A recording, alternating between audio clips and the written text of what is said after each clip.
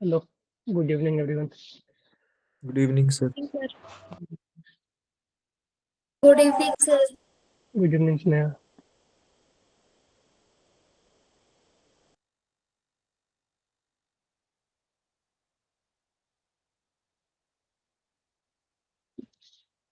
चिराग नहीं आया अभी।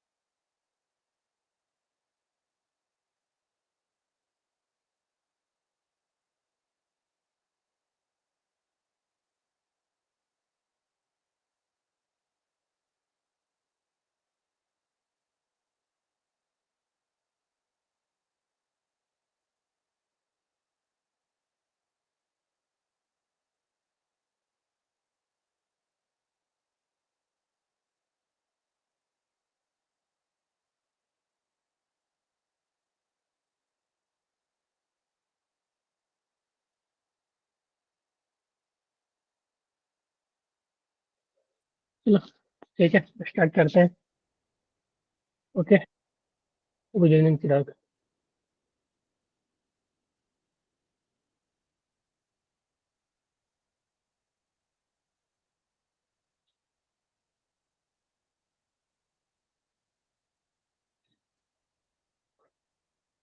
हाँ जी।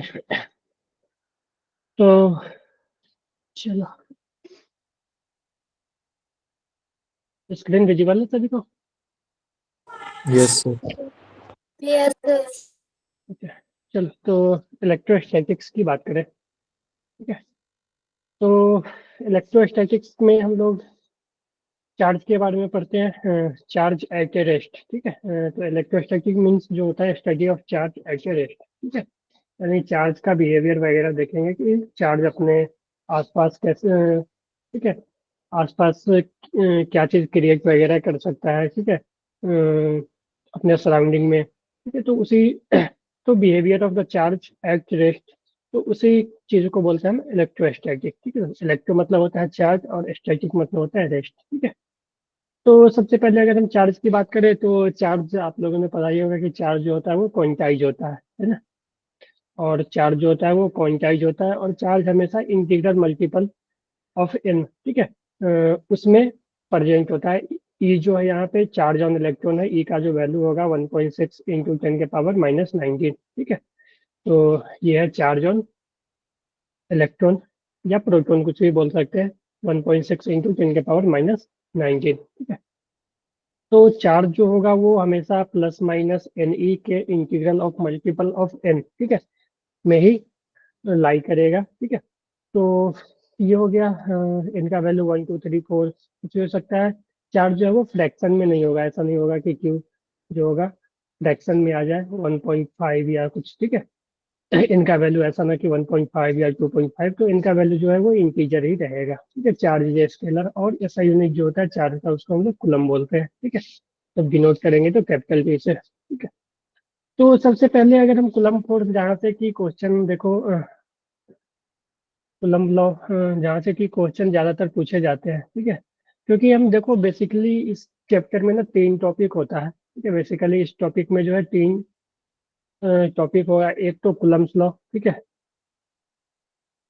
कूलम्ब्स लॉ पे क्वेश्चन आते हैं, फोर्स वगैरह पे, बैलेंसिंग वगैरह पे, ठीक है। मैकेनिक्स इसमें भी इंक्लूड कर दिया जाता है। तो कूलम्ब्स लॉ पे हो गया। दूसरा हो जाता है इलेक्ट्रिक फील्ड, ठीक है।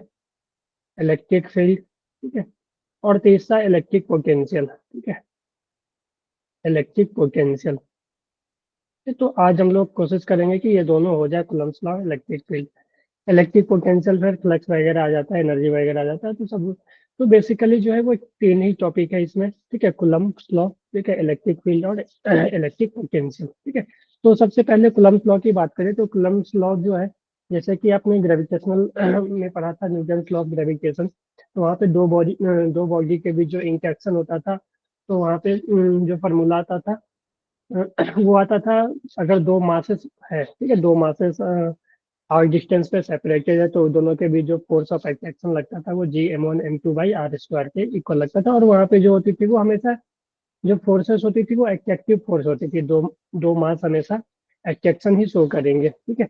लेकिन यहाँ पे कूलम्ब्स लॉ में क्या होता है कि दो चार्ज बॉडी, अगर ऐसा है कि दो बॉडी जिसके पास की नेट चार्ज है, ठीक है, नेट चार्ज है, तो उस दोनों के बीच अट्रैक्शन या रिपल्सन लग सकता है, ठीक है। अट्रैक्शन तब लगेगा जब दोनों का जो चार्जेज है वो अपोजिट है। दोनों पे चार्ज, अगर मान लो इस पे प्लस है तो इस पे माइनस है, ठीक है। फिर से रिपल्सन की बात करें तो रिपल्सन दो सेम चार्जेज रहेंगी, सेम मैग्नीट्यूड वाले चार्ज, सॉरी सेम नेचर वाले चार्ज। मान लो कि एक प्लस है, दूसरा भी प्लस है, एक नेगेटिव है, दूसरा भी नेगेटिव है, तो वो रिपल्सन शो करेंगे, ठीक है। तो वहाँ पे कुलम्ब्स ने जो फोर्स ऑफ अट्रैक्शन या फोर्स ऑफ रिपल्सन का जो फॉर्मूला दिया था, ठीक है, कि अगर हम मैग्नीट्यूड ऑफ फोर्स की बात करें, ठीक है, मैग्नीट्यूड ऑफ फोर्स की बात करें, तो वो हो जाएगा कि Q1 magnitude of one charge, magnitude of second charge, ठीक है, अपॉन R²। जो आर है वो सेपरेशन बिटवीन देम। के का जो वैल्यू होता है, के का वैल्यू जो होता है 9 × 10⁻⁹, ठीक है। के को हम लोग इस तरह से भी लिख सकते हैं, k equal to 1/4 pi epsilon not, ठीक है, k equal to 1/4 pi epsilon not, ठीक है। तो इसका जब यूनिट लिखोगे तो newton metre square upon coulomb square ये आ जाएगा, ठीक है। तो यहाँ से के का वैल्यू आ गया। यहाँ से तुम देखो k is equal to 1/4 pi epsilon not, ठीक है। भी हम लोग इसको लिख सकते हैं। आप लोग को एप्सिलॉन नॉट का भी वैल्यू पता ही होगा, ठीक है। तो बेसिकली जो है वो फोर्स ऑफ अट्रैक्शन या रिपल्सन कूलम्ब्स लॉ ने दिया था, ठीक है। और अट्रैक्शन होगा या रिपल्सन होगा वो हम नेचर ऑफ चार्ज देकर बोलेंगे कि अगर दो सेम नेचर का चार्ज है, मान लो प्लस प्लस, ठीक है, तो ये दोनों जो है वो रिपल्सन शो करेंगे, ठीक है। अगर अपोजिट नेचर का चार्ज है, ठीक है, तो ये दोनों जो है वो अट्रैक्शन शो करेंगे। और जो मैग्नीट्यूड होगा फोर्स का, ठीक है, वो फोर्स का मैग्नीट्यूड के Q1 Q2/r², ठीक है, ये हो जाएगी, ठीक है। तो यही वही चीज यहाँ पे लिखा हुआ है, ठीक है। फोर्स का मैग्नीट्यूड के बारे में लिखा हुआ है, के का जो वैल्यू होगा वो लिखा हुआ है। फिर इप्सिलॉन नॉट का भी वैल्यू रख दिया है 8.8 × 10⁻⁻12। ये आप इजिली निकाल सकते हो, ठीक है, याद भी रखना ही होगा आपको, क्योंकि बहुत जगह यूज होगा इसका, ठीक है, एनर्जी वगैरह में इसी का यूज होता है, ठीक है। तो force of interaction between two point charge is proportional to product of charge, ठीक है। Magnitude of product of charge की बात करेंगे, inversely proportional to square of distance between them. The force of interaction always act along the line joining of the charge. देखो force जो होगा वो हमेशा एक्ट करेगा अलोंग द लाइन ज्वाइनिंग। मान लो कि ये जो लाइन है ये दोनों चार्ज को ज्वाइन कर रहा है, तो फोर्स ऑफ अट्रैक्शन है इसी के अलोंग लाई करेगा। अगर वो मान लो अट्रैक्शन है तो ऐसे, रिपल्सन है तो इस तरह से, तो अलोंग द लाइन ही ये एक्ट करेंगे, ठीक है। अगर कोई मीडियम में चला जाएगा, मान लो चार्ज, अगर ये तो था एयर के लिए या वैक्यूम के लिए जो फॉर्मूला था अपना, के, ठीक है। ये अगर कोई मीडियम में चला जाए तो यहाँ पे क्या हो जाता था, वो परमिटिविटी आ जाती है मीडियम की, ठीक है। 1/4 पाई एप्सिलॉन नॉट इंटू के जो है वो डायरेक्टली कांस्टेंट है, permittivity, relative permittivity of medium, कुछ भी बोल सकते हो, ठीक है। के जगह कहीं पे ER भी लिखा जा सकता है, ठीक है, Q1 Q2/r², ठीक है। तो ये फार्मूला हो जाएगी। यानी कि जो फोर्स है, ठीक है, जो फोर्स है एक्चुअली, तो देखो होता क्या है कि जो ये दोनों चार्ज के बीच जो फोर्स लग रहे थे वहां पे जब ये मीडियम में जाती है ना, जब ये मीडियम में जाती है तो क्या होता है कि जो पोलर मीडियम में होते हैं उसके चार्ज यहाँ पे आपस में इंड्यूस हो जाते हैं इस दोनों चार्ज के पास, कि मान लो कि ये पॉजिटिव चार्ज है तो इसके पास नेगेटिव चार्ज आ जाएगा, इस मीडियम का जो चार्ज होगा वो, फिर इसके पास भी नेगेटिव चार्ज आ जाएगा, तो नेगेटिव नेगेटिव, और फिर एक तो फोर्स इस दोनों का आपस में लग रहा था, फिर ये दोनों चार्ज के वजह से क्या होता है कि नेट फोर्स जो होता है वो चेंज हो जाता है। ठीक है, इस दोनों के बीच जो फोर्स लग रहा था वो तो सेम ही रहेगा, लेकिन नेट फोर्स जो होगा ना वो चेंज हो जाते हैं।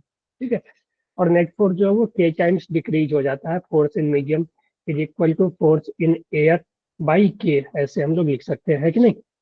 हाँ जी। Yes, sir. ठीक है, तो force in medium equal to force in air by K, वही परमिटिविटी ऑफ मीडियम या रिलेटिव परमिटिविटी, कुछ भी आपको गिवन हो सकता है। ठीक है, तो यहाँ पे देखो एक क्वेश्चन अपने पास है कि force between 2 point charge Q1 Q2 placed in vacuum at separation R apart is F। ठीक है, force between them when placed in a medium having dielectric constant K equal to 5। ठीक है, 5 at R equal to R/5 apart, यानी distance भी change कर दिया। मान लो कि पहले जब फोर्स मान लो दो चार्ज Q1 Q2, ठीक है, R सेपरेशन पे थे, ठीक है, तो इसके बीच जो फोर्स लगेगा वो लगेगा K Q1 Q2 by R²। जब इसको कोई मीडियम में रखोगे, ठीक है, कोई मीडियम में रख दोगे, K का वैल्यू 1/4 एप्सिलॉन नॉट लिख सकते हो। जब ये मीडियम में रखते हैं उसके बाद सेपरेशन भी R/5 कर देते हैं। ठीक है, सेपरेशन भी R/5 कर देते हैं और एक मीडियम में रख देते हैं। ठीक है, जो भी मीडियम होगा, ठीक है, जिसका कि डायरेक्टली कांस्टेंट K जो है 5 है। तो उस टाइम जो फोर्स हो जाएगा देखो K Q1 Q2 by R², तो ये आएगा ही R² यानी 25। ठीक है, और एक K भी आ जाएगा। ठीक है, नीचे में एक K आ जाएगा। ठीक है, जो कि ER होगा। ठीक है, क्योंकि फोर्स बाई K होता है तो ER ऊपर में आ जाएगा। ठीक है, जो रिलेटिव परमिटिविटी या डाइलेक्ट्रिक कांस्टेंट जो भी आप बोलना चाहते हो, मैं या ऐसे लिख देता हूँ 1/4 साइलेंट नोट से 4 पाई एप्सिलॉन नॉट। ठीक है, तो यहाँ से 4 पाई एप्सिलॉन नॉट इंटू ER, और ER का वैल्यू जो है वो 5 है। ठीक है, तो देखोगे तो ER का वैल्यू तुम 5 जब पुट करोगे यहाँ पे, ठीक है, तो 5 से 5 कैंसिल हो जाएगा, तो ये 5 ऊपर चला जाएगा। ठीक है, तो ये हो जाएगा 5 Q1 Q2 by 4 pi R²। तो यही हमने इसको बोला था फोर्स। ठीक है, ये F था, तो देखो फोर्स जो हो गया 5 टाइम्स हो गया, है कि नहीं? Yes, sir. ठीक है, Yes, sir. तो ये सब इजी क्वेश्चन है, इस पे ऐसे ऐसे क्वेश्चन भी आते ही है। ठीक है, तो फिर से देखो यहाँ पे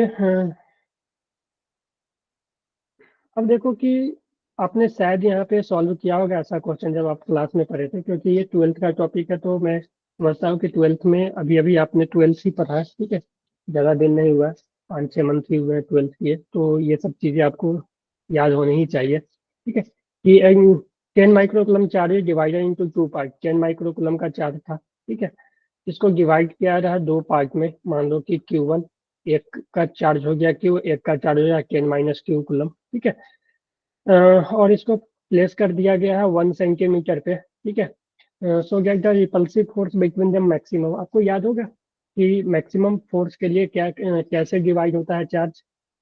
हाफ हाफ होना चाहिए, है कि नहीं?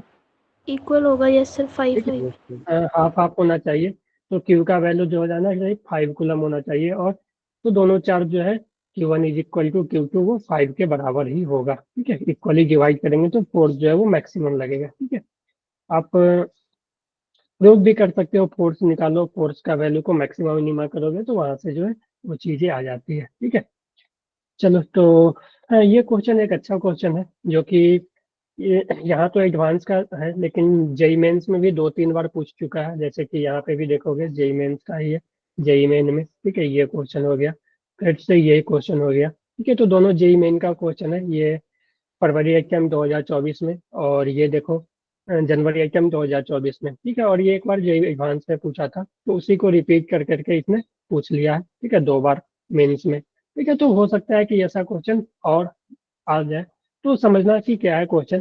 क्वेश्चन ये कह रहा है कि 2 identical ball each having density rho, ball का डेंसिटी है रो, ठीक है, जिस मटेरियल से बना होगा उसका डेंसिटी रो है। Suspended from a common point by a two insulating string of equal length, यानी एक कॉमन पॉइंट से, ठीक है, दो चार्ज को सस्पेंड किया गया है। ठीक है, तो चार्ज को इक्वल, सेम चार्ज को सस्पेंड करोगे तो ये रिपल्सिव फोर्स के कारण ये ऐसे हो जाएंगे सेपरेट थोड़ा। ठीक है, क्योंकि एफ इलेक्ट्रोस्टैटिक इस पे भी लग रहा होगा, एफ इलेक्ट्रोस्टैटिक इस पे भी लग रहा होगा। ठीक है, by the two insulating string of equal length both of the, मान लो कि ये कुछ सेपरेशन पे है। ठीक है, मान लो कि ये आर सेपरेशन पे है, तो both the ball have equal mass and charge in equilibrium. ठीक है, तो ये इक्विलिब्रियम पे है अभी। ठीक है, स्ट्रिंग में एक angle theta with the vertical, यानी जो एफसी है इससे थीटा एंगल बना रही है। ठीक है, now both the ball are immerse in liquid. तो पहले यहाँ पे देख लो, मैं पहले यहाँ का कंडीशन लिख देता हूँ कि यहाँ पे क्या होगी। तो यहाँ पे तुम देखोगे, ध्यान से देखो, थीटा, तो इसका वेट mg नीचे लगेगा, जो भी बॉल का वेट होगा, और टेंशन इधर लगेगा, है कि नहीं। तो ये जो है वो टेंशन लगेगा। ठीक है, तो तुम यहाँ से थोड़ा सा सॉल्व करोगे ना, यहाँ से तुम सॉल्व करोगे। ठीक है, तो देखो, तुम ऐसे लिख सकते हो कि थीटा, ये थीटा है, तो ये 90 माइनस थीटा, तो ये जो हो जाएगा ये थीटा हो जाएगा, है ना। ये टेंशन था, ये थीटा हो जाएगा, है ना। तो यहाँ से ध्यान देना कि ये टी, टेंशन का एक कंपोनेंट इधर टी कॉस थीटा आएगा और इधर टी साइन थीटा आएगा। ठीक है, तो अगर इक्विलिब्रियम में है तो वर्टिकल डायरेक्शन में भी फोर्स बैलेंस होंगे, यानी ऊपर वाला फोर्स इक्वल टू नीचे वाला फोर्स, और हॉरिजॉन्टल में भी लेफ्ट का फोर्स राइट का फोर्स इक्वल होगा, यानी राइट का force T sin theta is equal to electrostatic force, और अपवर्ड डाउनवर्ड का फोर्स इक्वल होगा T cos theta equal to mg। ठीक है, तो यहाँ से देखो टी से अगर ये दोनों को डिवाइड करोगे तो टी से टी कैंसिल हो जाएगा, टेन थीटा जो आ जाएगी एफ ई बाई mg। ठीक है, बोलो। Yes, sir. Yes, ठीक है, sir. यहाँ से जो टेन थीटा आ गई एफ ई बाई mg हो गई। ठीक है, इलेक्ट्रोस्टैटिक फोर्स को हम लिख सकते हैं k Q one Q two by R square. ठीक है, तो ये आ जाएगी।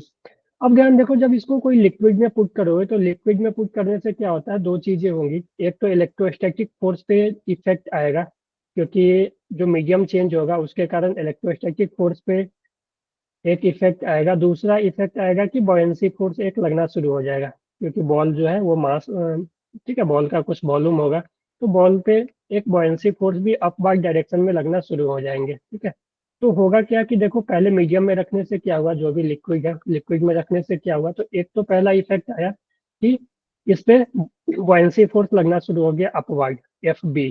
ठीक है, एफ बी बॉयंसी दोनों पे। ठीक है,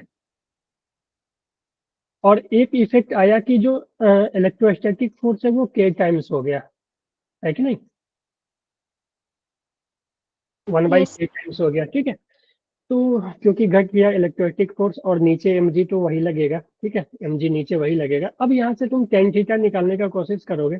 अब बोला है कि दोनों केस में जो एंगल है वो चेंज नहीं हो रहा है, यानी कि पहले थीटा था तो अभी भी थीटा ही है। ठीक है, अभी भी थीटा ही है ये, तो ये थीटा हो जाएगा। तो टेंशन का उधर इस पे तुम इस बॉल का बनाओगे तो ऊपर पहले एफ बी एक लगेगा और टेंशन का एक कंपोनेंट टी कॉस थीटा। ठीक है, और इधर देखोगे तो टेंशन का एक कंपोनेंट टी साइन थीटा, और इधर देखोगे तो एफ ई बाई के। ठीक है, और इधर नीचे एम जी। तो यहाँ से आप बैलेंस करोगे वर्टिकल और हॉरिजॉन्टल कंपोनेंट। ठीक है, तो T sin theta is equal to F E by K. ठीक है, और यहाँ से बैलेंस करोगे तो देखो ये आ जाएगा T cos theta plus F E. ठीक है, यहाँ से देखोगे तो T cos theta plus F E, ठीक है, is equal to M G. तो यहाँ से टी कॉस थीटा को तुम लिख सकते हो T cos theta is equal to M G minus F E. ठीक है, एफ एफ बी है ना। ठीक है, माइनस एफ बी। ठीक है, ये बॉयंसी फोर्स है और ये इलेक्ट्रोस्टैटिक फोर्स है। ठीक है, तो यहाँ से जो यहाँ से जो टेन थीटा निकालोगे ना, यहाँ से तुम टेन थीटा निकालोगे तो ये आ जाएगा F E by K upon M G minus F B, है ना। तो यहाँ पे बोला क्या है कि दोनों केस में जो है थीटा चेंज नहीं हो रहे हैं, यानी इसका थीटा, ये टेन थीटा और ये टेन थीटा इक्वल होना चाहिए, यानी कि इक्वल होने का मतलब कि इसका वैल्यू और इसका वैल्यू इक्वल होना चाहिए, यानी F E by M G, F E by M G should be equal to ये, है ना, Yes, sir. F E by K upon M G minus F B. ठीक है, तो ये होना चाहिए। तो अब यहाँ से तुम सॉल्व करें, हमें बेसिकली पूछा है the density of the liquid is sigma, find the dielectric constant, यानी के का वैल्यू हमसे पूछा है। तो यहाँ से देखो एफ ही कैंसिल हो जाएगा, तो इसमें तुम सॉल्व करने जाओगे एफ ही वगैरह का वैल्यू रखने, तो वो कैलकुलेटिव हो जाएगा। तो मैंने देखो यहीं तक इसी तरह से कर दिया, ठीक है। अब मैं यहाँ से के निकालूंगा, तो के निकालने के लिए तुम देखो इसको के नीचे आ जाएगा, तो ये देखो इसको सॉल्व करोगे तो के टाइम्स ये और एम जी, यानी M G is equal to K times M G minus F E, ठीक है। तो यहाँ से हमें के चाहिए, तो के को लिख सकते हैं M G by M G minus F E, ठीक है। सॉरी एफ बी है, ठीक है। एफ ई तो कैंसिल ही हो गया, एफ बी। अब देखो मास, अब यहाँ देखना थोड़ा सा मैं बॉयंसी वगैरह का यूज करूंगा। K is equal to mass, mass को लिख सकते हैं डेंसिटी ऑफ बॉल, ठीक है, into volume of into G, है कि नहीं। मास को Yes. Density of ball into volume of ball, mass हो गया इंटू जी अपॉन, अपॉन में जो आ जाएगा देखो ध्यान से देखना कि अपॉन में जो आएगा एम जी को तो फिर उसी तरह से लिख सकते हैं density of ball into volume of ball into G, ठीक है। बॉयंसी फोर्स जो होता है, बॉयंसी फोर्स जो होता है, अगर मान लो कि कोई भी लिक्विड में कोई भी बॉडी जिसका कि वॉल्यूम भी है, ठीक है, वॉल्यूम ऑफ बॉडी है, ठीक है, और ये डेंसिटी ऑफ लिक्विड है, तो बॉयंसी फोर्स जो होता है वो होता है वॉल्यूम ऑफ बॉडी, ठीक है, into density of liquid into G, ठीक है। तो बॉयंसी फोर्स को हम लिख सकते हैं, बॉयंसी फोर्स को वॉल्यूम ऑफ बॉल, ठीक है, जो क्योंकि बॉल ही है, वॉल्यूम ऑफ बॉल, ठीक है, इंटू डेंसिटी ऑफ लिक्विड, ठीक है, density of liquid into G. तो यहाँ से देखो G G G cancel, volume of ball volume of ball volume of ball cancel, यानी यहाँ से जो देखो के का जो वैल्यू आ जाएगा, यहाँ से के का जो वैल्यू आ जाएगा वो आ जाएगा rho B upon rho B minus rho L, है ना। यानी जो के आया density of ball upon density of ball minus density of liquid, ठीक है, क्लियर है। Yes, sir.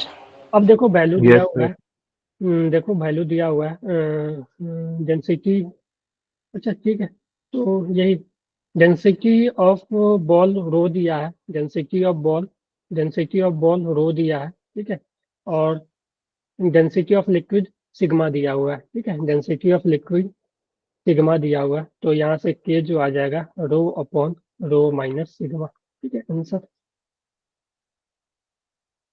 ठीक है। Yes, sir. ठीक है, तो तुम इस तरह से याद रख सकते हो कि जो के का वैल्यू आएगा डेंसिटी ऑफ बॉल या बॉडी, जो भी बॉडी होगी, जिस भी शेप का बॉडी होगा, ठीक है, upon density of ball minus density of liquid, ठीक है। रो बी है डेंसिटी ऑफ बॉल और रो जो एल है वो डेंसिटी ऑफ लिक्विड है, ठीक है। Find the value of theta if find the value of K such that theta remain same, तो आप ये याद रख सकते हो, क्योंकि जेईई मेन में 2-3 बार क्योंकि इस तरह से आप प्रूव करने जाओगे तो जो टाइम है वो ज़्यादा कंज्यूम कर लेगा, क्योंकि देखो इक्वेशन लिखना पड़ा, उसको सॉल्व करो, ठीक है, तो ये थोड़ा लेंदी हो जाएगा, 3-4 मिनट ले लेगा आपसे, है कि नहीं। तो इस तरह से आप याद रख सकते हो अगर रखना चाहते हो तो, अगर नहीं याद रहेगा तो मैंने बता दिया कि कैसे करते हैं प्रोसेस, ठीक है, उस तरह से आप कर लेना, ठीक है। तो उसी पे देखो जेईई मेन में 2-3 बार क्वेश्चन आ चुका है, जैसे कि ये इससे पहले भी आ चुका है, 24 से पहले भी पूछा जा चुका है, ठीक है। Two identical charge sphere are suspended by string of equal length, ठीक है, the string make an angle 37 degree with each other, ठीक है, when suspended in a liquid of density इतना ग्राम, the angle remains same if the density of material of sphere इतना इतना, then the directive constant. तो देखो k का value जो होता है, ठीक है, देखो वही बोला है कि जो एंगल है वो रिमेन सेम रहना है, तो एंगल सेम रहने के लिए k का वैल्यू जो आता है रो बॉल, ठीक है, upon rho ball minus rho liquid, ठीक है। तो जो के आ जाएगा डेंसिटी ऑफ बॉल कितना दिया हुआ है देखो, सस्पेंडेड लिक्विड, ये तो लिक्विड का दिया है, बॉल का कहाँ दिया हुआ है, and the density of material of the sphere 1.4, यानी 1.4 माइनस सॉरी 1.4 अपॉन 1.4 माइनस 0.7, ठीक है, तो 1.4 अपॉन 0.7 यानी 2 आ जाएगा, है ना, बोलो, Yes, sir. ठीक है। तो Yes, डायरेक्ट sir. आप तो डायरेक्ट आप यहाँ से निकाल सकते हो, ठीक है। तो सेम अगर हम यहाँ पे देखें, ये भी क्वेश्चन आ चुका है, फरवरी के कैंप में आया था, सेम ही क्वेश्चन है। एंगल रिमेन सेम ही का क्वेश्चन होगा। देखो कहीं लिखा होगा, sustain white angle remain same, ठीक है। तो एंगल रिमेन सेम बोला है। डेंसिटी ऑफ बॉल जो दिया हुआ है, it density of material of sphere, यानी डेंसिटी ऑफ बॉल जो दिया हुआ है वो दिया हुआ है 1.5, ठीक है। और डेंसिटी ऑफ लिक्विड जो दिया हुआ है, जो वाटर लिया गया है 1 ग्राम/cc, यानी 1 लेना है, ठीक है। तो यहाँ पे के का वैल्यू हो जाएगा rho ball upon rho ball minus rho liquid, ठीक है। तो के का जो वैल्यू आ जाएगा रो बॉल 1.5 अपॉन 1.5 माइनस 1, तो 1.5 बाई 0.5 यानी 3 आ जाएगा, है ना। Yes, sir. ठीक है, तो इस तरह से आप कर सकते हो। ये तो सेम ही क्वेश्चन है, ठीक है। देखो दोनों का सॉल्यूशन भी दिया हुआ है, अगर आप सॉल्यूशन से करने जाओगे तो यही चीज फिर से आएगी जो कि हमने सॉल्व किया, ठीक है। तो इस केस में लिखोगे तो टेन थीटा ये आएगी, इस केस में पहले लिखोगे tan theta F E by M G आएगी, दूसरे केस में F E by T upon M G minus P. तो इस तरह से आप लिख सकते हो। क्लियर है सभी को? Yes, sir. ठीक है, चलो। तो ये सुपरपोजिशन प्रिंसिपल की बात करें, तो सुपरपोजिशन प्रिंसिपल की अगर हम बात करें तो मान लो एक चार्ज क्यू नॉट है, इसके आसपास मान लो बहुत सारे चार्ज रखे हुए हैं, ठीक है, बहुत सारे चार्ज रखे हुए हैं। तो सुपरपोजिशन प्रिंसिपल कहते हैं कि इस पे जो नेट फोर्स होगा, मान लो इस चार्ज के कारण फोर्स F1 वेक्टर आएगा, दूसरे के कारण F3 वेक्टर, इसके कारण F2 वेक्टर। तो एफ नेट जो हो जाएगा वो summation of F1 vector plus F2 vector plus F3 vector, यानी सभी के सम के इक्वल होगा, ठीक है। और ये वेक्टर क्वांटिटी है फोर्स, तो आपको जो एडिशन करना होगा वो वेक्टोरियल करना पड़ेगा, ठीक है। ऐसे नहीं कि आप सिंपली ऐड कर दोगे, मान लो कि 10 न्यूटन 5 न्यूटन का दो फोर्स है, कोई एंगल पे लग रहा है, तो आप ऐसा नहीं कर सकते हो कि 10 + 5 15 न्यूटन, ठीक है। प्रॉपर एंगल के साथ सॉल्व करना है, ठीक है। तो यही है superposition. The net force exerted on the charge is the vector sum of the all forces exerted on the charge by individual charge, ठीक है। force exerted by charge by another charge is independent of presence of another charge, यानी कि ये बोल रहे हैं कि अगर दो चार्ज है हमारे पास, मान लो Q1 Q2, ये दोनों के बीच जो भी मान लो कि रिपल्सिव फोर्स लग रहा है F, ठीक है, इस दोनों के कारण अपने आपस में ये लगा रहा है, ये इस पे लगा रहा है, ये इस पे लगा रहा है Q1 Q2। अब मान लो कि तीसरा चार्ज कोई आ जाए, ठीक है, तीसरा चार्ज Q3 आ जाए, तो ये ऐसा नहीं हुआ कि Q3 के आने से ये दोनों के ऊपर जो अपने कारण लग रहा था, ये इस पे लगा रहा था इसके कारण, और इस पे लग रहा था इसके कारण, ये फोर्स पे कोई इफेक्ट होगा, ठीक है।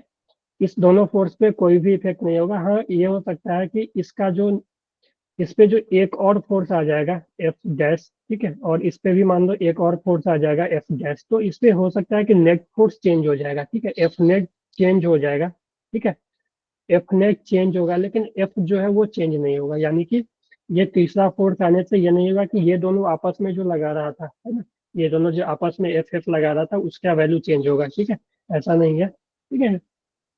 लेकिन क्या चेंज होगा, नेट फोर्स चेंज हो जाएगा, इस पे नेट फोर्स चेंज हो जाएगा, इस पे नेट फोर्स चेंज हो जाएगा, लेकिन आपस में जो फोर्स लगा रहा है एफ एफ वो सेम ही रहेगा, है कि नहीं। तो यही सुपरपोजिशन प्रिंसिपल है, क्लियर। तो इस पे जो अब नया जो फोर्स हो जाएगा, इस पे एफ नेट जो हो जाएगा वो हो जाएगा F vector plus F dash vector, ठीक है। तो नेट फोर्स चेंज होगी, लेकिन जो इंडिविजुअल फोर्स लग रहा था वो सेम ही रहेगी, ठीक है। तो यहाँ पे देखो दो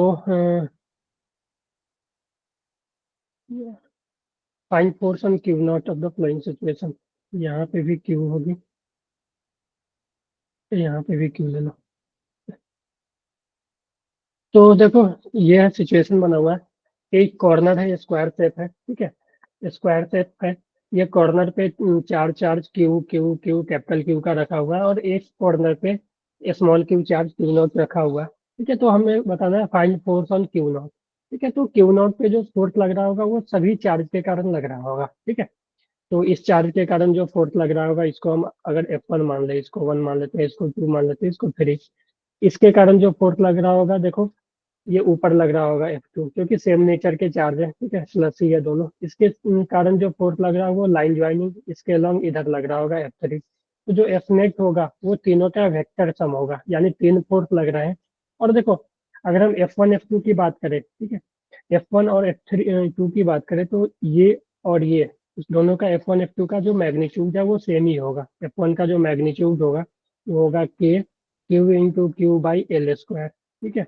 F2 का जो मैग्नीट्यूड होगा वो भी K Q into Q naught by L square, है कि नहीं। लेकिन Yes, sir. F3 क्या हो जाएगा, F3 क्या हो जाएगा, F3 का तो डिस्टेंस चेंज हो जाएगा ना। ये डिस्टेंस कितना होगा, √2 टाइम्स एल ना, Yes, sir. ठीक है। तो F3 जो हो जाएगा K Q into Q naught by √2 times L का स्क्वायर, ठीक है, यानी K Q not upon 2L square, ठीक है। तो ये हो जाएगी। तो अब ये वेक्टर सम करना है, तो वेक्टर सम करने के लिए आपको क्या करना पड़ेगा कि इसका मान लो F1 इधर है, ठीक है। F1 इसका वैल्यू मान लो F1, F2 का वैल्यू F ले लेते हैं, ठीक है, और इसका वैल्यू F कुछ ले लेते हैं F3। तो इस दोनों का जो रिजल्टेंट है, ठीक है, जो कि ये और ये था, ठीक है, इस दोनों का जो रिजल्टेंट है वो इधर पास करेगा। और जो F3 है वो भी इसी डायरेक्शन में है, ठीक है। जो F3 है अपना F3 लग रहा है वो इसी डायरेक्शन में है, और ये जो है F1 प्लस F2 का रिजल्टेंट है, ठीक है। तो F1 प्लस F2 का जो रिजल्टेंट होगा वो √2 टाइम्स ये हो जाएगा ना। दो इक्वल फोर्स का जो 90 डिग्री पे है तो रिजल्टेंट क्या हो जाता है, √2 टाइम्स ना, Yes, sir. ठीक है। तो जो नेट फोर्स होगा √2 times K Q into Q naught by L square, ठीक है, प्लस ये F3, ठीक है, K Q naught by 2L square. तो इसको सॉल्व करोगे तो K naught by L square common आ जाएगा, √2 प्लस 1/2, ठीक है। क्लियर है ये, बताओ सभी, थम्स अप करो जिसको क्लियर हुआ ये। अजय, चिराग, चलो ठीक है। तो ये सर ये √2 वाला फिर से बताना। कौन √2, ये नहीं सर, रिजल्टेंट।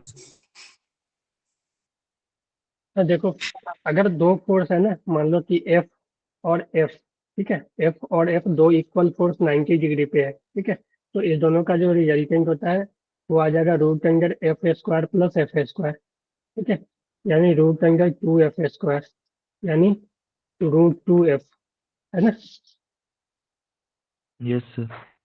बोलो। तो यहाँ पे जो था अपना दो फोर्स जो कि F3 और F4 था, ठीक है, यहाँ पे देखो आप, ये 2 और 1, ठीक है, 1 और 2 वो इक्वल फोर्स है क्योंकि इसका डिस्टेंस भी सेम है, चार्ज का प्रोडक्ट भी सेम है। देखो F1 का वैल्यू और F2 का वैल्यू सेम ही आया है, ठीक है। तो दो इक्वल फोर्स है तो उसका जो रिजल्टेंट हो जाएगा √2 टाइम्स 1 हो जाएगा ना। देखो मान लो इसको F ले लो, ये पूरा F है, ये F है, तो √2 टाइम्स F हो जाएगा ना।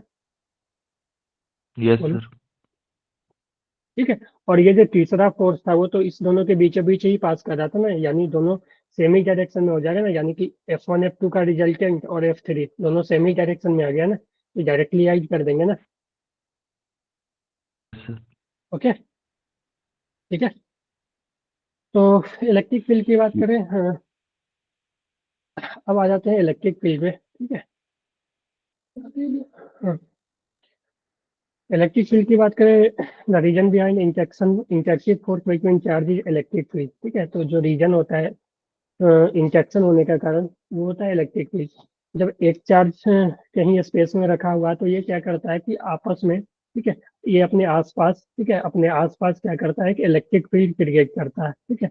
और इलेक्ट्रिक फील्ड क्रिएट करता है तो और इसी कारण क्या होता है कि इस रीजन में कोई भी दूसरा चार्ज आएगा तो उस पर एक फोर्स लगेगा, ठीक है, उसको हम इलेक्ट्रोस्टैटिक फोर्स ही बोलते हैं। तो ये फोर्स जो है वो इलेक्ट्रिक फील्ड, इस चार्ज ने जो इलेक्ट्रिक फील्ड आपस में क्रिएट किया, ठीक है, आसपास अपने, ठीक है, तो वही जब इस ये दूसरा चार्ज इस इलेक्ट्रिक फील्ड के रीजन में आएगा, ठीक है, तो उसमें इस इलेक्ट्रिक फील्ड के कारण जो है वो फोर्स लगेगा, ठीक है। तो वही चीजें यहाँ पे लिखा हुआ है। तो इलेक्ट्रिक फील्ड का जो फॉर्मूला होता है मैथमेटिकली अगर हम बात करें तो इलेक्ट्रिक फील्ड होता है फोर्स बाई क्यू नॉट, ठीक है, पर यूनिट चार्ज। मान लो कि हम इस चार्ज के कारण, मान लो एक पॉजिटिव चार्ज है, इसके कारण हम इलेक्ट्रिक निकालना चाहें, ठीक है। तो इलेक्ट्रिक फील्ड हम निकालने के लिए क्या करेंगे कि यहाँ पे इसके रीजन में एक यूनिक पॉजिटिव चार्ज यानी वो +1 कूलम चार्ज को लाएंगे, ठीक है। और उस 1 कूलम चार्ज पे जो भी फोर्स लगेगा वही जो होगा इलेक्ट्रिक फील्ड के बराबर ही होगा। तो मान लो आर डिस्टेंस पे है तो जो फोर्स लगेगा 1 कूलम पे वो लगेगा K into Q into 1 coulomb by R², है ना।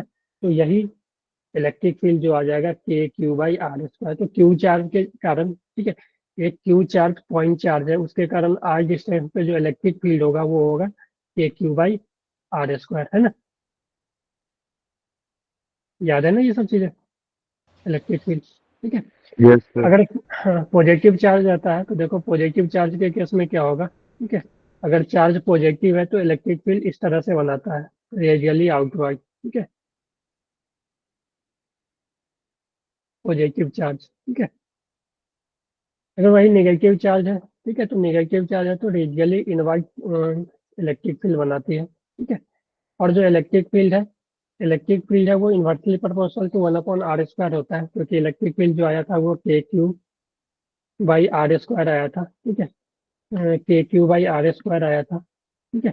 तो इलेक्ट्रिक फील्ड जो है वो inversely proportional to R square. तो इलेक्ट्रिक फील्ड और आर में, ठीक है, जो रिलेशन आता है इलेक्ट्रिक फील्ड और आर में, ठीक है, जब ग्राफ बनाएंगे तो वो ग्राफ कुछ इस तरह का बनेगा, इस तरह का, ठीक है कि नहीं। तो जो ग्राफ है वो इस तरह का बनेगा, यानी जैसे जैसे दूर जाएंगे वो इलेक्ट्रिक फील्ड का जो स्ट्रेंथ है वो कमते जाएगा, जैसे जैसे आर बढ़ेगा, ठीक है, इलेक्ट्रिक फील्ड जो है वो कमते जाएगा, ठीक है, और जैसे जैसे आर घटेगा इलेक्ट्रिक फील्ड वो बढ़ते जाएगा, ठीक है। तो ये हो गया।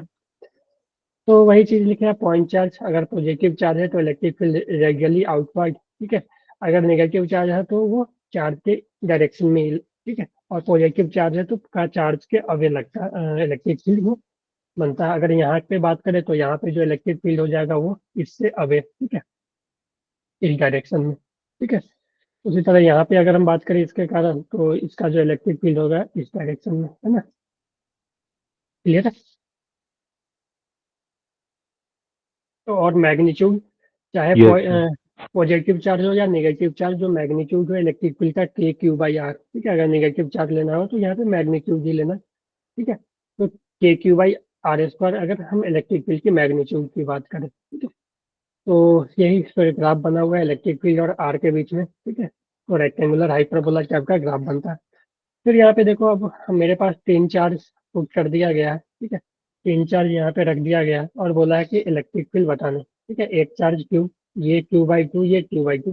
फिर अगेन देखो जो इलेक्ट्रिक फील्ड होता है वो वेक्टर क्वांटिटी होता है, इलेक्ट्रिक फील्ड जो होता है वो वेक्टर क्वांटिटी। तो इसको भी तुम जब सॉल्व करोगे तो वेक्टरियली ऐड ही करोगे, इलेक्ट्रिक फील्ड निकालने के लिए तुम उसको वेक्टर से ही ऐड करोगे। तो मान लो कि ये क्यू बाई टू, ये क्यू बाई टू, ये क्यू, ठीक है। अगर लेंथ एल मान लेते हैं, ठीक है, एल ही ले लो, ठीक है। तो इस चार्ज के कारण जो यहाँ पे इलेक्ट्रिक फील्ड होगा वो होगा के क्यू, इसका चार्ज क्यू बाई टू, के क्यू बाई एल स्क्वायर, है कि नहीं। इसका जो हो जाएगा वो के Q by two upon L square, यानी कि सेम ही आ जाएगा के Q by two L square, है कि नहीं। तो इस दोनों ये के कारण ये हो गया। इस चार्ज के कारण जो इलेक्ट्रिक फील्ड होगा तो इसके कारण जो लाइन ज्वाइनिंग के कारण यहाँ पे जो होगा वो इधर होगा, ठीक है। और ये जो आ जाएगा के क्यू बाई, अब ये देखो रूट टू एल होगा, ठीक है, यानी रूट टू एल का स्क्वायर यानी टू एल स्क्वायर, है ना।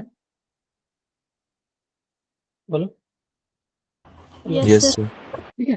तो अब देखो मेरे पास फिर दो वेक्टर जो है वो परपेंडिकुलर आ गए, के Q by two L square और एक ये के Q by two L square, ठीक है।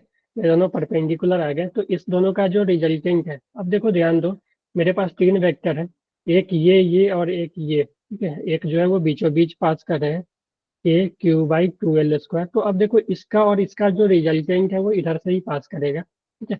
ये दोनों का रिजल्टेंट है जो इधर से ही पास करेगा और इसका जो वैल्यू हो जाएगा वो रूट टू टाइम्स ये हो जाएगा, ठीक है, root two times magnitude of कोई क्या ले लेना, क्योंकि दोनों का मैग्नीट्यूड सेम ही है। तो अगर हम इसको ई बोल दें, ठीक है, इसको ई बोल दें और इसको ई डैश बोल दें, तो इस दोनों का रिजल्टेंट होगा रूट टू टाइम्स ई होगा, है कि नहीं। तो जो ई नेट होगा root two times of E plus E dash, क्योंकि ये दोनों सेम ही डायरेक्शन में तो डायरेक्टली ये दोनों को ऐड कर देंगे, ठीक है। तो रूट टू ई का वैल्यू है K Q by two L square और plus K Q by two L square, ठीक है। ये तो यहाँ पे देखो K Q by two L square common आ जाएगा रूट टू प्लस वन, है कि नहीं। Yes sir. ठीक है, तो इस सर तरह से एक बार रिपीट करना सर। हमें क्या चीज़, कौन सा लाइन? सर ई नेट जो निकाला आपने।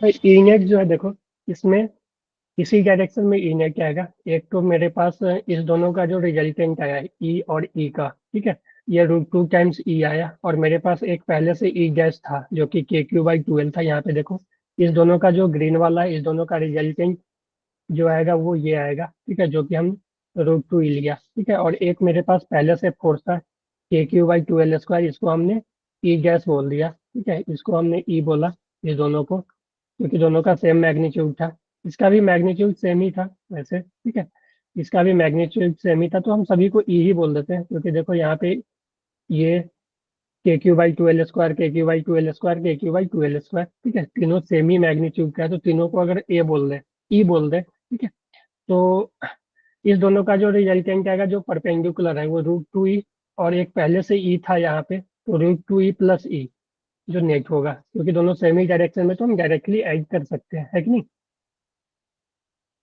यस सर, क्लियर है, लग गई समझ। ठीक है, तो ये हो गई। तो यहाँ पे देखो बोला गया है कि vertical electric field of magnitude 4.9 into 10⁵ ठीक है, newton per coulomb just prevent a water drop of इतना gram from falling, the value of charge on the drop will be. तो यहाँ पे देखो कि एक जो वाटर ड्रॉप है मान लो, ठीक है, एक वाटर ड्रॉप और एक vertical electric field of magnet. देखो ये वाटर ड्रॉप अगर मान लो एयर में है, ठीक है, हवा में रखा हुआ है मान लो, ठीक है, तो ये अगर एयर में है तो इसका जो वेट है इसको नीचे नीचे लाना चाह रहा होगा, ठीक है, तो इसका जो वेट है वो इसको नीचे लाना चाह रहा होगा।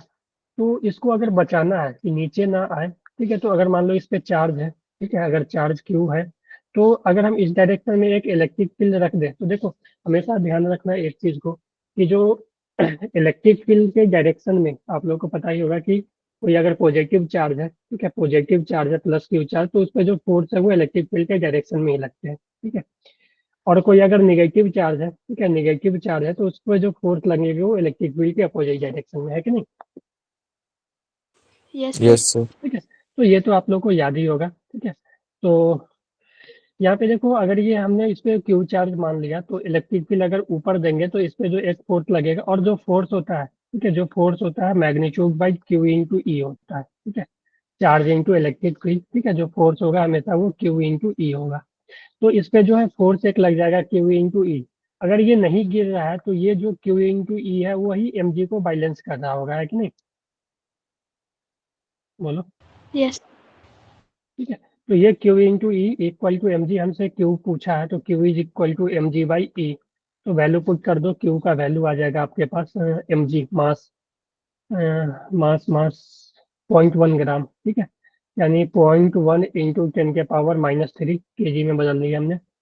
और जी का वैल्यू 10 ले लेते हैं, 9.8 बोला है लेने, तो 9.8 ही ले लो, 9.8, ठीक है, अपॉन ई इलेक्ट्रिक फील्ड का वैल्यू 4.9 इंटू 10⁵ तो ये देखो 4.9 टू जा 9.8, ठीक है, और ये 5 10⁻+5 है ना। तो ये ऊपर जाएगा तो 10⁻−5 और 8, 3 तो 8 हो जाएगा। तो ये हो जाएगा, और ये 2 इंटू ये तो 0.2 इंटू 10⁻−8, ठीक है, तो इसको ऐसे भी लिख सकते हैं 2 इंटू 10⁻−9, है ना। Yes, sir. ठीक है, तो इस तरह से तो इक्विलिब्रियम वगैरह के यहाँ पे केस आ जाते हैं, तो यहाँ पे सेम चीजें हैं mg/T/v। क्योंकि अगर ये हवा में मान लो कि ऐसे ही है पड़ा हुआ है, तो एक इलेक्ट्रिक फील्ड है जो कि इसको बचा सकता है, क्योंकि इसका जो वेट होगा mg जो हमेशा डाउनवर्ड लगेगा वो इसको नीचे लाना चाहेगा, ठीक है। तो हम अगर इस पे कोई चार्ज है, क्यू चार्ज है, तो अगर हम इस पे इलेक्ट्रिक फील्ड अपवर्ड डायरेक्शन में दे दें इलेक्ट्रिक फील्ड, तो वो इलेक्ट्रिक फील्ड इसको होल्ड कर सकता है, और होल्ड कर सकता है तो चार्ज का वैल्यू उनसे पूछा था तो हमने वो कैलकुलेट कर दिया। कभी कभी हो सकता है कि चार्ज देके आपसे इलेक्ट्रिक फील्ड पूछ ले, ठीक है, चार्ज देके इलेक्ट्रिक फील्ड पूछ ले, तो क्यू का वैल्यू यहाँ पे आ जाएगा E=mg/Q, वहाँ पे क्यू गिवन रहेगा आपको, है कि नहीं? Yes, sir. ठीक है, तो चलो देख लेते हैं थोड़ा सा और।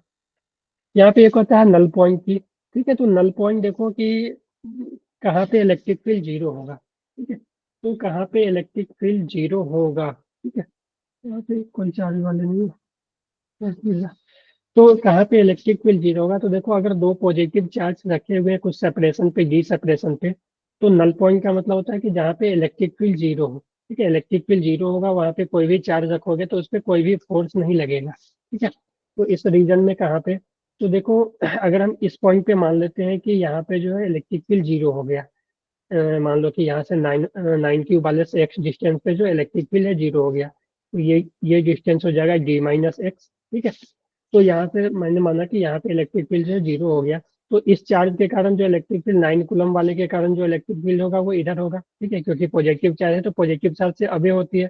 16 क्यू ये भी पॉजिटिव चार्ज है तो इससे अबे यानी इधर। ठीक है, तो अगर हम इसको E1 ले लें, इसको E2 ले लें, तो नल पॉइंट के लिए क्या होगा, E1 इक्वल टू E2, यानी दोनों अगर बराबर हो गए तो इलेक्ट्रिक फील्ड जीरो हो जाएंगे, है ना।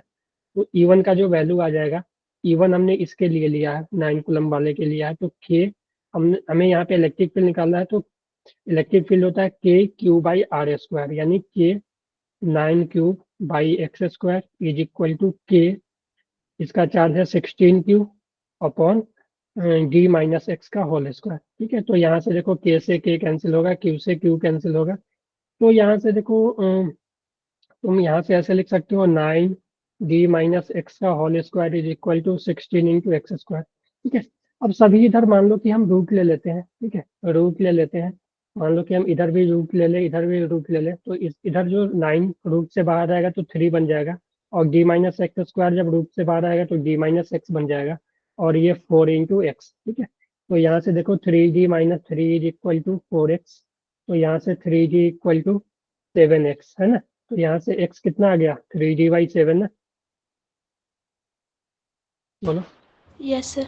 Yes, sir. ठीक है, तो x जो इस चार्ज से अगर x निकालोगे, ठीक है, इस चार्ज से अगर x, इस चार्ज से डिस्टेंस बोलोगे x, तो 3d/7, और यहाँ से जब निकालोगे तो ये d-x, d-3d/7। ठीक है, तो ये हो जाएगा 3d/7, यानी ये हो जाएगा 4d/7, है ना। तो यहाँ इस चार्ज से जो डिस्टेंस होगा वो होगा 3d/7, इस चार्ज से जो डिस्टेंस होगा वो 4d/7, है ना। ठीक है, d-x।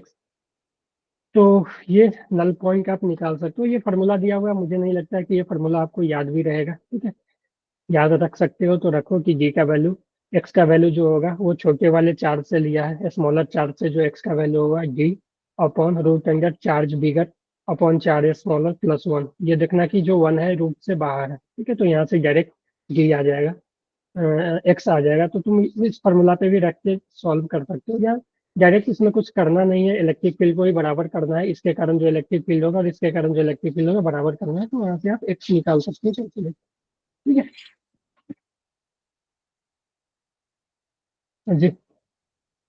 सेम क्वेश्चन है एक यहाँ पे, two charge Q and 3 Q are separated. देखो जेई मैंने 24 में जनवरी अटेम्प्ट में पूछा, two charge Q and 3 Q are separated by a distance R in air at a distance X from charge Q, the resultant electric field is zero, the value of X. ठीक है, तो X कहाँ से बोला है, X from Q, small Q से बोला है, यानी एक चार्ज क्यू है, एक चार्ज 3 क्यू है। ठीक है, separated by a distance R, R separation पे है। ठीक है, तो कहाँ पे जो है इलेक्ट्रिक फील्ड जीरो होगा, स्मॉल चार्ज से हमें बताना है डिस्टेंस, तो यहाँ से मान लो कि एक्स डिस्टेंस पे इलेक्ट्रिक फील्ड जीरो होगा, तो electric field due to Q, ठीक है, is equal to electric field due to 3 Q. ठीक है, तो दोनों को बराबर कर दो, क्यू के कारण जो इलेक्ट्रिक, तो ये देखो ये डिस्टेंस हो जाएगा r-x, तो क्यू इसके कारण इलेक्ट्रिक फील्ड बराबर कर दो, तो स्मॉल क्यू के कारण जो इलेक्ट्रिक फील्ड होगा k/x² is equal to k × 3 q/x², sorry r-x का स्क्वायर, है ना।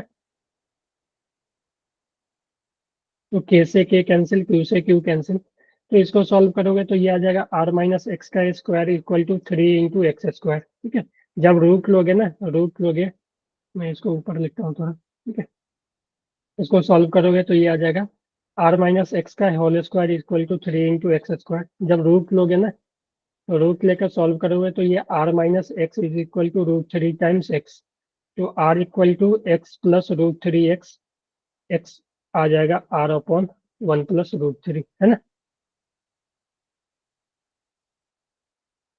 बोलो, क्लियर है? Yes, sir. हाँ जी, ओके, तो ये फिर देखो नल पॉइंट, इसमें थोड़ा सा ध्यान रखना कि एक पॉजिटिव चार्ज है, एक नेगेटिव चार्ज है, तो जो नल पॉइंट आता है वो बीचों बीच नहीं आएगा, क्योंकि देखो अगर तुम यहाँ पे लिखना चाहोगे तो इस 9Q के कारण जो इलेक्ट्रिक फील्ड होगा वो इधर आएगा, ठीक है। और इस 16Q के कारण ये निगेटिव चार्ज है, तो इसके कारण भी इलेक्ट्रिक फील्ड इधर ही आएगा। यानी दोनों electric field E1 E2 same ही डायरेक्शन में आ गया, तो सेम ही डायरेक्शन वाला तो कभी आपस में कैंसिल आउट करेगा ही नहीं, है कि नहीं। Yes sir. तो इसमें जो होता है वो मिड पॉइंट पे नहीं आता है, इसमें जो होता है वो इस दोनों के जो लाइन ज्वाइनिंग कर रहे हैं इसके बाहर आता है, या तो इधर आ सकता है या इधर। और ध्यान रखना कि हमेशा जो होता है वो स्मॉलर चार्ज के साइड आता है, ठीक है। तो हम इधर भी ले सकते थे, तो इधर नहीं आएगा, ठीक है। जो आएगा वो इधर आएगा, स्मॉलर चार्ज। देखो मैग्नीट्यूड बाई स्मॉल ये है 9Q, ये 16Q है, ठीक है। तो इलेक्ट्रिक फील्ड यहाँ पे जीरो आएगा, क्योंकि यहाँ पे देखोगे 9Q के कारण जो इलेक्ट्रिक फील्ड है वो इधर आएगा, ई ड्यू टू 9Q। और जो 16Q के कारण जो इलेक्ट्रिक फील्ड है वो इसके तरफ आएगा, इधर आएगा, ई ड्यू टू 16Q। तुम फिर अब यहाँ पे वैल्यू रख दो, यहाँ से हमने अगर x डिस्टेंस लिया तो ये जो पूरा यहाँ से यहाँ का डिस्टेंस होगा वो होगा G+x, है कि नहीं, बोलो। तो 9Q के कारण electric field due to 9Q is equal to electric field due to 16Q, ठीक है। तो 9Q के कारण इलेक्ट्रिक फील्ड, देखो इसका डिस्टेंस x है, तो k इंटू 9Q बाई X square is equal to k into magnitude by लिखो 16Q अपॉन G+x का होल स्क्वायर, है ना, बोलो। तो फिर वहां से सॉल्व करोगे तो x का वैल्यू आ जाएगा आपके पास। क्लियर है, अजी बोलो, नल पॉइंट क्लियर है। Yes sir. सर ये ठीक है, वाला उसको नहीं। क्या बोलो, मैंने बोला ना कि यहाँ पे जो इलेक्ट्रिक फील्ड होगा ना वो स्मॉलर चार्ज के इधर जीरो होगा, ठीक है। और इस दोनों के लाइन ज्वाइनिंग इस दोनों के बिटवीन में नहीं होगा, ठीक है, वो बाहर हो। तो बाहर तो हो सकता है, तो इधर भी आ सकता है, ठीक है, और इधर भी आ सकता है। तो हमेशा जो होगा ना इलेक्ट्रिक फील्ड वो स्मॉलर, जो मैग्नीट्यूड में स्मॉल होगा ना उसके साइड होगा, ठीक है। तो 9Q से कोई एक्स डिस्टेंस पे होगा, ठीक है। तो 9Q से अगर हम मान लेते हैं इसका डिस्टेंस एक्स है, तो 16Q इस पी पॉइंट पे इलेक्ट्रिक फील्ड जीरो होगा। तो इस पी का जो डिस्टेंस 9Q से एक्स है, तो ये 16Q से क्या हो जाएगा, यहाँ से यहाँ डिस्टेंस एक्स है और ये एक्स है, सॉरी यहाँ से यहाँ डी है और ये एक्स है, तो G+x हो जाएगा ना पूरा डिस्टेंस, यस सर। ठीक है। तो 9Q के कारण ये आ गया, 16Q के कारण ये आ गया फील्ड, ठीक है। और दोनों बराबर हो जाएंगे तो जीरो हो जाएंगे, क्योंकि डायरेक्शन में तो अपोजिट है ही। और मैग्नीट्यूड में बराबर हो जाएंगे तो नेट जीरो हो जाएगा, ठीक है। तो यहाँ से तुम सॉल्व कर लो, ठीक है। Yes sir.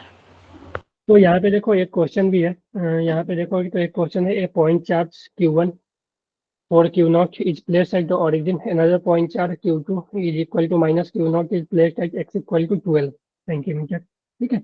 यानी एक चार्ज जो है वो ओरिजिन पे था और x इक्वल टू 12 पे एक, ठीक है। तो दोनों के बीच मान लो कि ये ओरिजिन है, ठीक है। मान लो कि यहाँ पे ओरिजिन है और यहाँ x इक्वल टू 12 है, ठीक है। यहाँ पे ओरिजिन है x 12, यानी दोनों के बीच डिस्टेंस है वो 12 सेंटीमीटर हो गया, है ना। तो ओरिजिन पे 4Q0 था, ठीक है। ओरिजिन पे 4Q0 था, ठीक है।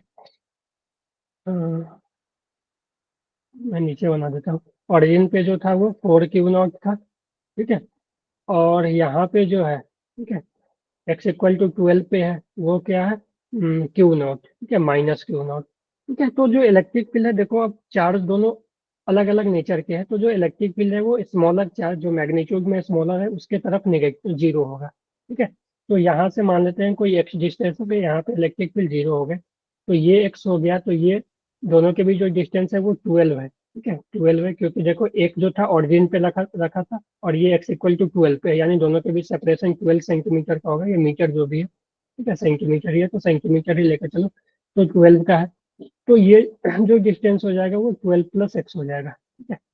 तो देखो पहले तो और फिर इसके कारण और इसके कारण जो इलेक्ट्रिक फील्ड होगा मैग्नीट्यूड में बराबर होंगे, तो मैं यहाँ पे लिखता हूँ इलेक्ट्रिक फील्ड इंटू 9Q, तो k 9Q, ठीक है, 9Q0, ठीक है। और ये Q0 है, 9Q0, Q0 upon X square is equal to k 4Q0 upon 12+x का होल स्क्वायर, ठीक है। तो यहाँ से देखो k Q0 कैंसिल हो जाएगा, ये 12+x का स्क्वायर इज इक्वल टू ये एक्स स्क्वायर इंटू 4, रूट ले लोगे तो ये 12+x इज इक्वल टू और ये 2 × x, ठीक है।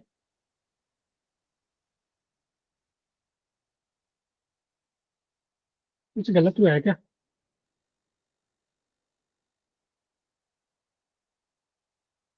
Twelve plus x 4 Q0,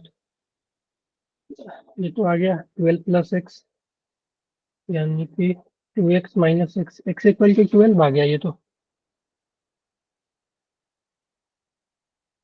hello, कुछ गलत हुआ है क्या? 4 Q0 2x, x equal to 12 आ गया, यानी कि यहीं पे जीरो हो रहा है, ऐसा तो नहीं होना चाहिए।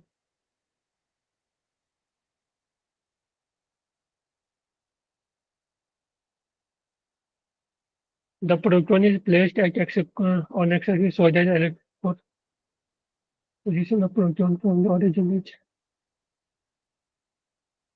ये 12 ही आ रहा है। हेलो, कहीं गलत हो रहा है क्या? चेक करो। हेलो, कर हाँ जी, रहे हैं सर चेक।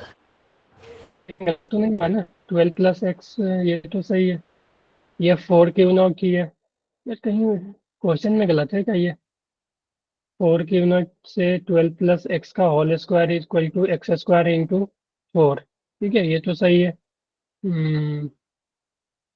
तो 12 + x इक्वल टू 2 × x, जब रूट लेंगे तो ये 2x हो जाएगा, तो x इक्वल टू 12 ही आ रहा है कि नहीं?